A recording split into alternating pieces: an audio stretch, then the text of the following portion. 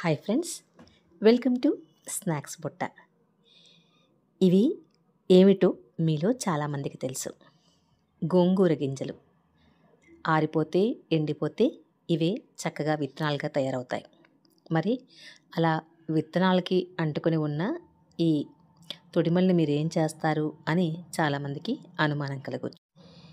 ఈ తొడిమలు చాలా రుచికరంగా ఉంటాయి. వీటితో కూడా ఓపిక ఉంటే చాలా మంచి రెసిపీస్ చేసుకోవచ్చు. ఇప్పుడు మేమైతే వీటిని జామ్ కోసం ఇలా తెంపి పెడుతున్నాము. శుభ్రంగా కడిగి ఆరినాక దీంట్లో పంచదార వేసి మెత్తగా ఉడికించుకుంటే చాలా మంచి జామ్ తయారవుతుంది. మీకు ఇంకా ఆసక్తి ఓపిక ఉంటే, మీకు పచ్చడి లాంటిది ఇష్టంగా ఉంటే రోటి పచ్చడి కూడా పచ్చిమిరపకాయలు, వెల్లుల్లిపాయలు, కాస్త జీలకర్ర వేసి నూనెలో కాస్త వేపుకొని పచ్చడిలాగా కూడా చేసుకోవచ్చు. తాలింపు పెట్టేసుకుంటే సరిపోతుంది. తర్వాత ఇలా ఎన్నెన్నో వంటకాలు వీటితో కూడా చేసుకోవచ్చు.